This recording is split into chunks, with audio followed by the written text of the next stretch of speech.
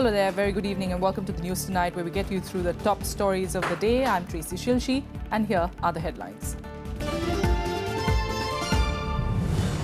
Top leaders of the Congress slam Prime Minister Narendra Modi for the demonetization issue. Participants at the party's Jan Vedna rally described the note ban as a gigantic scam and a blow to the employable generation.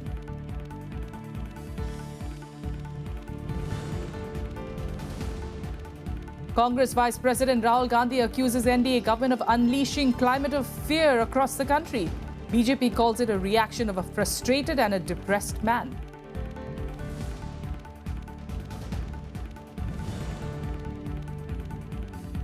Samajwadi Party factions fail to resolve their differences, though party patriarch Mulayam Singh Yadav insists that the party will remain united.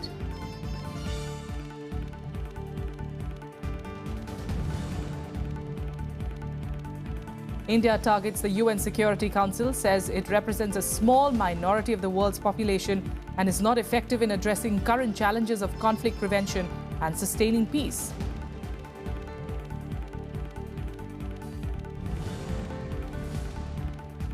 And the outgoing US President Barack Obama delivers an emotional farewell address to the nation, describes accomplishments of the last 8 years and insists that his work isn't over yet.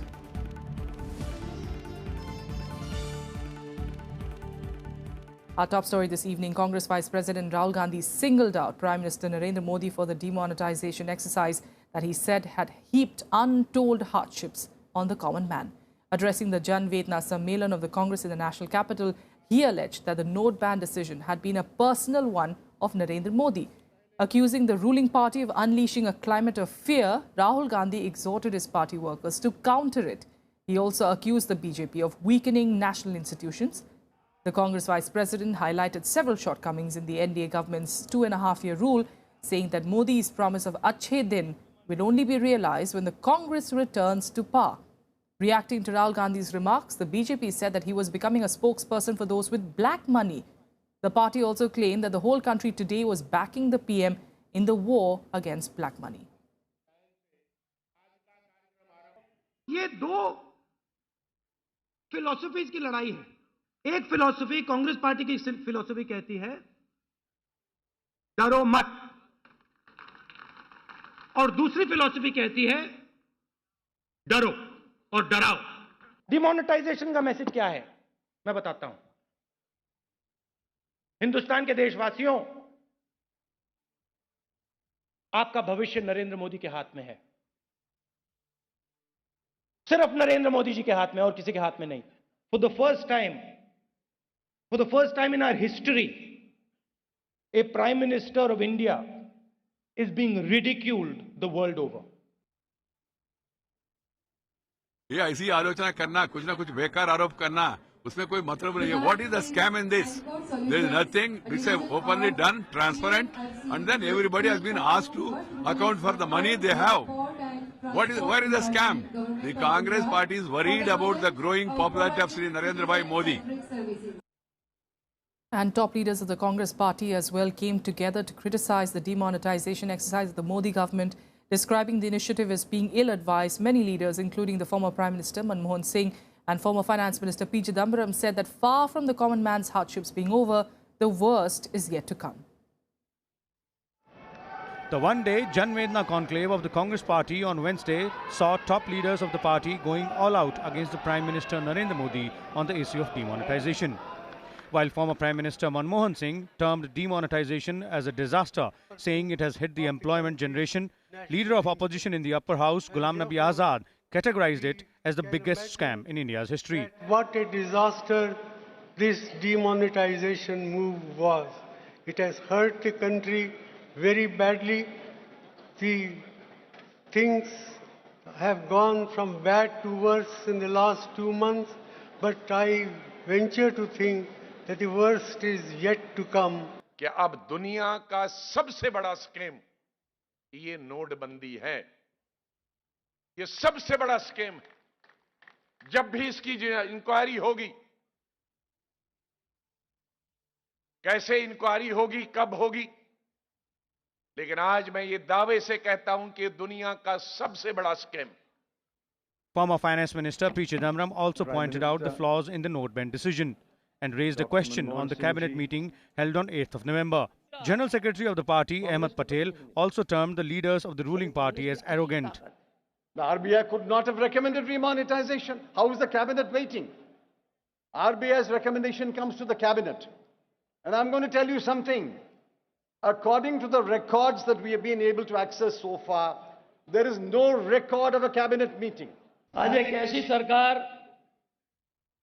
सत्ता में है कि जिनके लोगों में एक अहंकार है, एक घमंड है और जैसे समझ रहे हैं कि सत्ता में आए हैं तो कभी सत्ता से जाएंगे ही नहीं.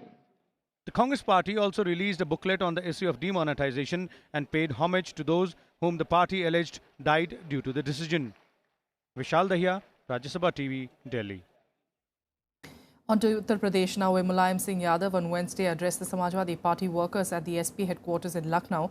The party patriarch asserted that Samajwadi Party will not be allowed to split. Meanwhile, the impasse between the father and son over who controls the party and its symbol continues. Insisting that his party won't split despite his talks with Akhilesh Yadav failing to produce a truce, Samajwadi Party patriarch Mulayam Singh Yadav claimed that his supporters are not forming another party or changing its symbol.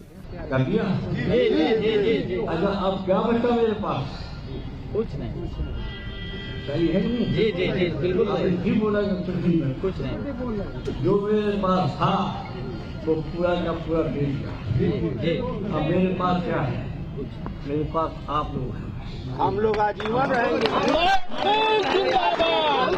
कार्यकर्ता हमने पूरा भरोसा है कि party की party को नहीं. सम्राट मुलायम सिंह, अपने पुत्र मुलायम सिंह, देखा पड़ी कर रहे हो. न तो समाजवादी पार्टी नाम बदल रही है और न हम चिन्ह बदल रहे हैं.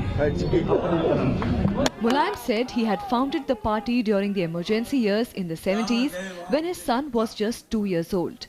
He also blamed his cousin and close Akhilesh aide Ram Gopal Yadav for instigating a split, even as he remains soft on his son. Meanwhile, Chief Minister Akhilesh Yadav continued to meet senior leaders and party workers at his official residence. His supporters are busy crafting the election strategy. कुछ लोग नेताजी के अगल बगल नेताजी को भड़काने का काम कर रहे हैं, दिग्भ्रमित करने का काम कर रहे हैं. नेताजी अपनी विरासत सौंप चुके हैं. 2012 में जब अखिलेश जी ने रथ यात्रा इतनी लंबी चलाई थी और पूर्ण बहुमत लेके आए तो नेताजी ने कहा था कि मैं आज ये पार्टी युवाओं को समर्पित कर रहा हूं. और उसी कड़ी के तहत माननीय हमारे शीर्ष नेतृत्व ने मिल बैठकर अखिलेश जी को मुख्यमंत्री बना दिया था. On the ground, however, Samajwadi Party supporters appeared puzzled, even as they continued to express support for the rival factions.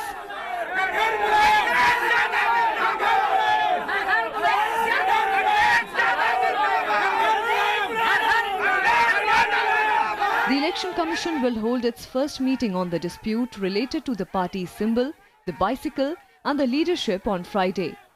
Both factions, led by Mulayam Singh Yadav and Akhilesh Yadav, have rebutted each other's claims on the control of the party and its election symbol.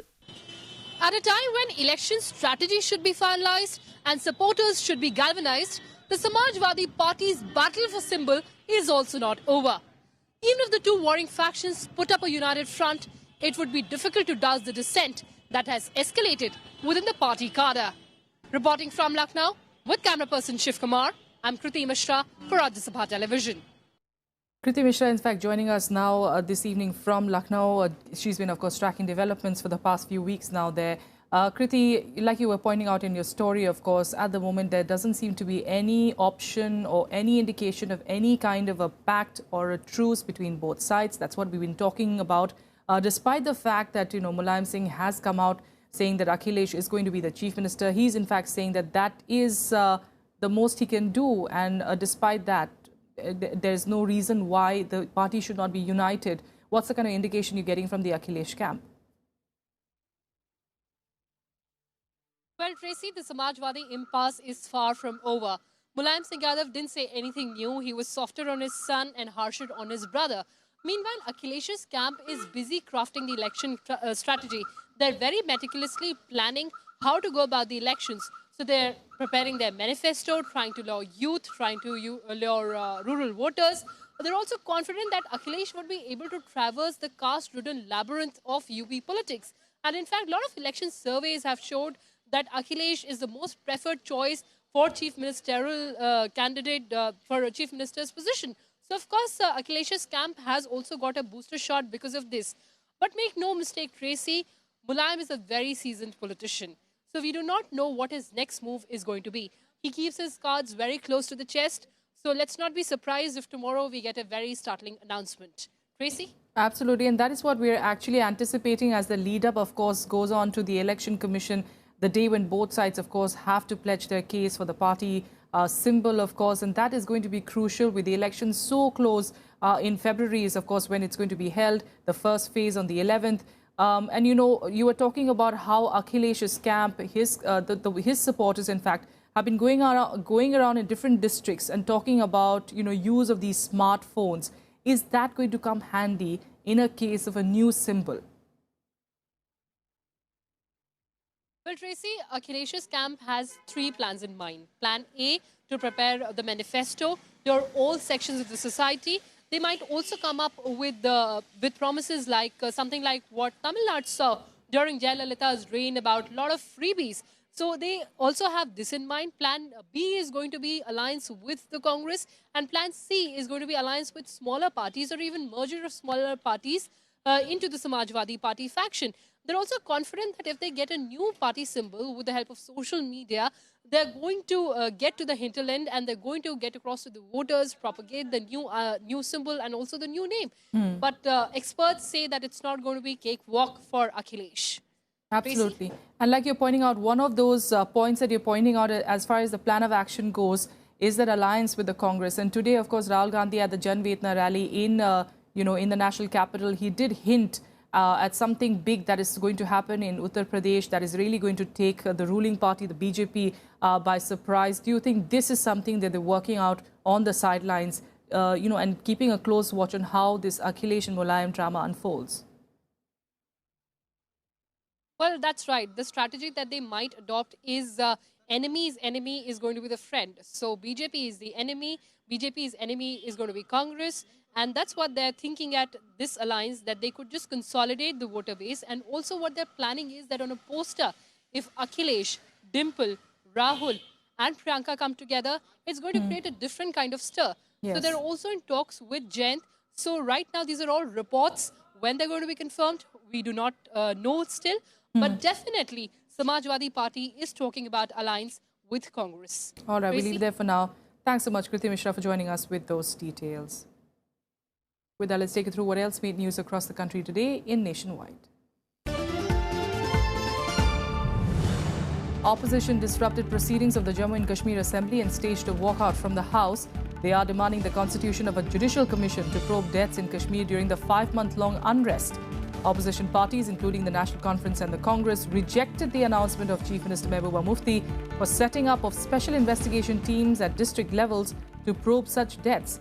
It was for the 4th day that the opposition held on to its demands.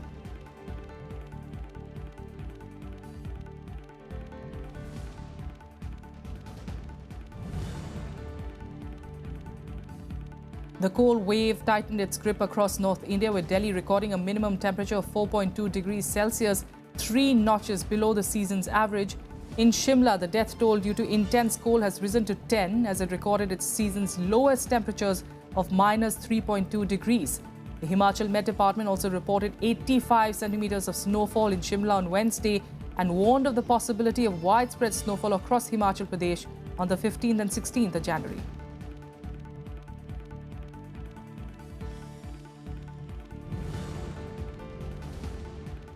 Supreme Court today dismissed a PIL challenging the income tax exemptions granted to donations made to political parties. A bench comprising Chief Justice J.S. Kheher and Justice D.Y. Chandrachud said that the decision to grant IT exemptions is an executive action and did not violate any constitutional provision.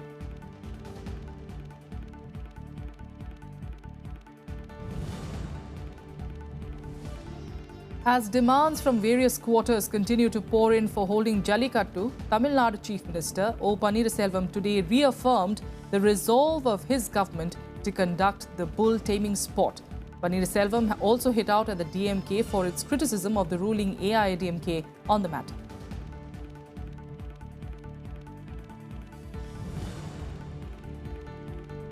Portuguese Prime Minister Antonio Costa is on a two-day visit to Goa and met Chief Minister Lakshmikant Parsekar on Wednesday. Costa has roots in Goa, which remained under Portuguese rule for nearly 450 years. The Portuguese Prime Minister also held talks with the Chief Minister focusing on ties in tourism, science, oceanography, language and heritage. Costa will be visiting his ancestral home in Madgaon.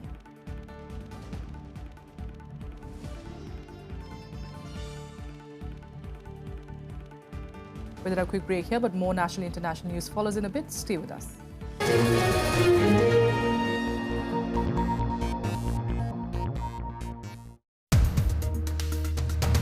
You are still not seen as a heavyweight politician of the BJP. I cannot be as effective as those people who have got 50 members or 30 members. If you are not loud, you are not heard inside the assembly, you are not heard by the people. Simply by shouting, the point is not driven home. The purpose or the reasoning, that is important. People have already started saying that the party has not given you your due. We have to bring in the younger people. The elder people will play their role. Watch To The Point with the sole BJP legislator in Kerala Assembly, O. Raja Gopal, only on Rajya Sabha television.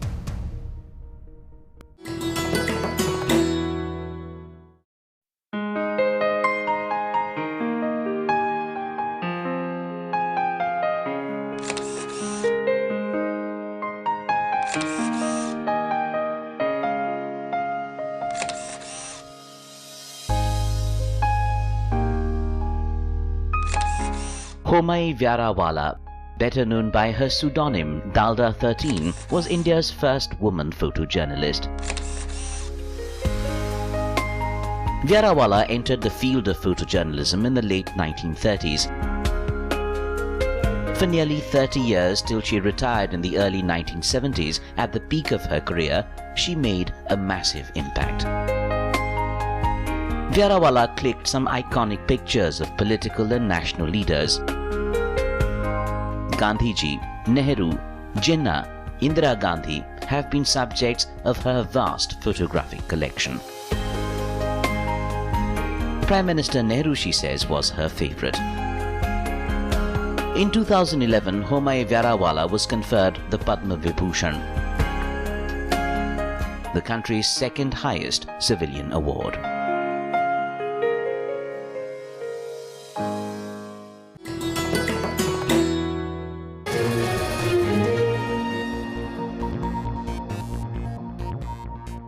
Back. Let's get you some more national news. And India today criticized the United Nations Security Council, stating that it represents a small minority of the world's population.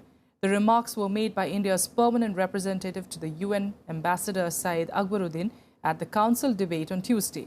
Calling the Security Council frozen, India said only an updated and not an outdated global institution can be effective in addressing the current challenges of conflict prevention and sustaining peace. Akbaruddin said that if the 15-nation council has to make rules for the people and not just a small minority, it needs to adequately reflect new realities.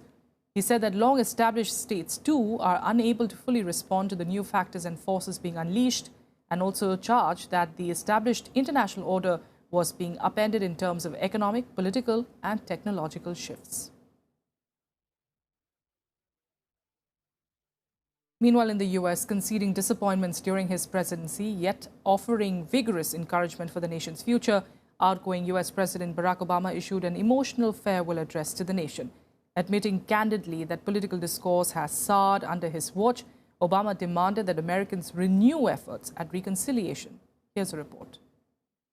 Michelle and I have been so touched by all the well wishes that we've received over the past few weeks. But tonight it's my turn to say thanks.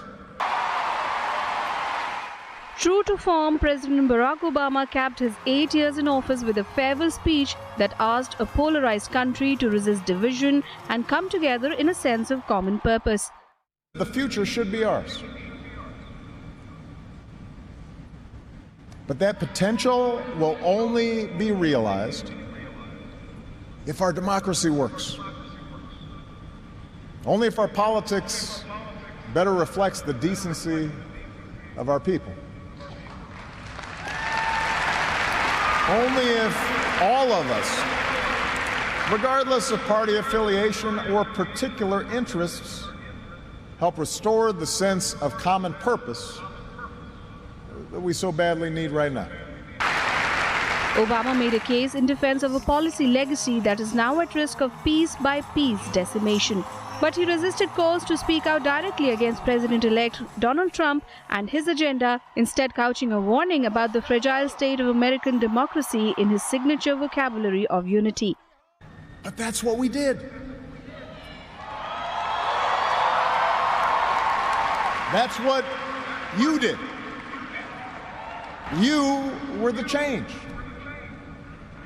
You answered people's hopes, and because of you, by almost every measure, America is a better, stronger place than it was when we started.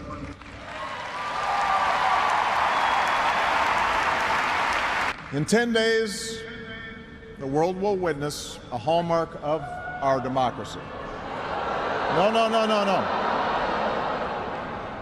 The peaceful transfer of power from one freely elected president to the next. I committed to President-elect Trump that my administration would ensure the smoothest possible transition, just as President Bush did for me. The speech acknowledged the unfulfilled hopes of some of the people who voted for him in 2008 and turned 8 years later to his antithesis. Obama noted the cynicism of the disappointment of people who believed his victory meant the end of racial division. He insisted, though, that the United States is still a country on the rise. Our progress has been uneven. The work of democracy has always been hard. It's always been contentious. Sometimes it's been bloody. Obama also paid an emotional tribute to First Lady Michelle Obama during his final address as president, calling her his best friend. LaVaughn Robinson, girl of the South Side.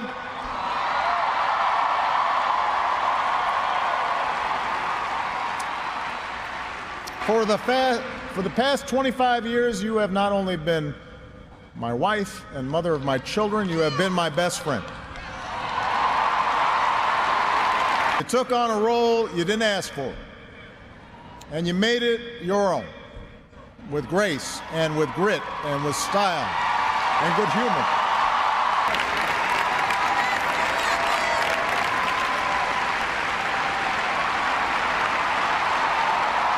You made the White House a place that belongs to everybody. And a new generation sets its sights higher because it has you as a role model. The country's first black president, Barack Obama, now 55, was first elected in 2008 on a message of hope and change. His successor, Donald Trump, has vowed to undo some of Obama's signature policies. He will be sworn into office on 20th January. Bureau Report, Rajya Sabha TV. And here are some more international news updates in Global Buzz. China's aircraft carrier today entered the Taiwan Strait, aggravating tensions between both sides. Seen as a show of strength by Beijing, Taiwan's defense ministry said that it has gone into an area covered by its air defense zone. Taiwan reportedly dispatched F-16 fighter jets and other aircraft last night to monitor the Chinese carrier crew.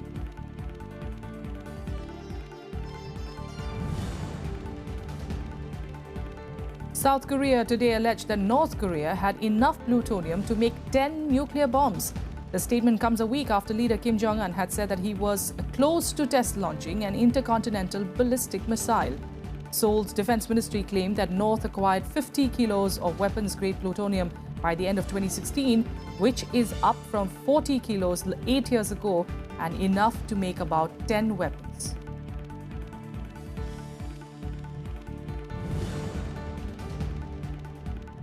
Dylan Roof has been sentenced to death for fatally shooting 9 African-American church members in June 2015. He is the first person to be executed for a federal hate crime in the US. A jury deliberated for about 3 hours before returning with a decision. Roof served as his own attorney during sentencing and never asked for forgiveness or mercy or explained the reason for the massacre.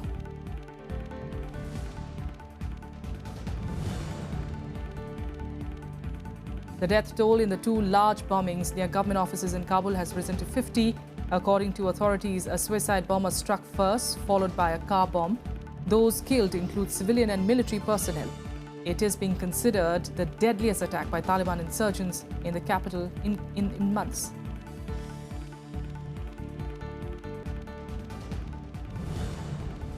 And that's all we have for you on the news tonight from the entire team here. Good night.